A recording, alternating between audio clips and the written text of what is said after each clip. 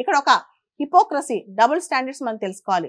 Donald Trump Nobel peace prize కి అర్హుడు, మేము డొనాల్డ్ ట్రంప్ ని నామినేట్ చేసే విధంగా ప్రపోజ్ చేస్తామని చెప్పి పాకిస్తాన్ భావిస్తున్నట్టు కథనాలు వస్తున్నాయి. ఇంకో పక్క Pakistan army chief air marshal Asim Muni recent గా డొనాల్డ్ ట్రంప్ ని కలిశారు. ఇద్దరు కలిసి భోంచేశారు చేశారు కూడా. అంటే వైట్ హౌస్ వాళ్ళు పాకిస్తాన్ ఆర్మీ చీఫ్ ని లంచ్ కూడా ఇన్వైట్ చేశారు. ఆ తర్వాత డొనాల్డ్ ట్రంప్ పెద్ద పెద్ద స్టేట్మెంట్స్ ఇచ్చారనమాట. అసీం మునీని కలవడం తన అదృష్టం ఇదంతా కూడా. ఈ టైంలో పాకిస్తాన్ ఇప్పుడు అమెరికా చేసిన దాన్ని, ఇరాన్ పైన అమెరికా చేసిన దాన్ని ఖండించింది. మరి దీనికి డొనాల్డ్ ట్రంప్ ఏ విధంగా రెస్పాండ్ అవుతారో చూడాలి. ఇంకో పక్క మిడిల్ ఈస్ట్ లో యుద్ధం ఉధృతం అవుతుందన్నమాట.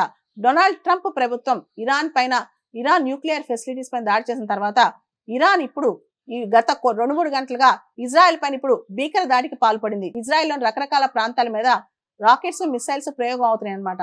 దీనికి సంబంధించి ఇంకా పూర్తి స్థాయిలో ఈ యుద్ధం ఏ మేరకు వెళ్తుందో, అమెరికా ఇన్వాల్వ్మెంట్, వెస్టర్న్ కంట్రీస్ కూడా ఇన్వాల్వ్ అవుతాయా, ఇరాన్ పైన ఇప్పుడు ఇంత ప్రెషర్ ఎందుకు అనే దాని మీద కూడా చాలా చర్చ జరుగుతుంది. ముఖ్యంగా ఇరాన్ న్యూక్లియర్ ఫెసిలిటీస్ అన్ని ఆపాలని, న్యూక్లియర్ ఎన్రిచ్మెంట్ ప్రోగ్రామ్ ఆపాలని చెప్పి అందరూ కోరుకుంటున్నారు. ఇంటర్నేషనల్ అటామిక్ ఎనర్జీ ఏజెన్సీ కథనం ప్రకారం ఇరాన్ యొక్క ఎన్రిచ్మెంట్ ప్రోగ్రామ్స్ న్యూక్లియర్ బాంబ్స్ తయారు చేసేంత కెపాసిటీతో ముందుకెళ్తున్నాయని, వాటిని ఆపకపోతే మాత్రం ఇరాన్ చేతిలో న్యూక్లియర్ బాంబ్ తయారైపోద్దని, ఫస్ట్ థ్రెట్ ఇజ్రాయెల్ కి అని చెప్పి చాలా మంది భావిస్తున్నారనమాట. ఈ సందర్భంగా పాకిస్తాన్ ఇరాన్ కి సపోర్ట్ గా అమెరికా చేసిన దాడిని ఖండించడం అనేది విశేషంగా చెప్పుకోవచ్చు.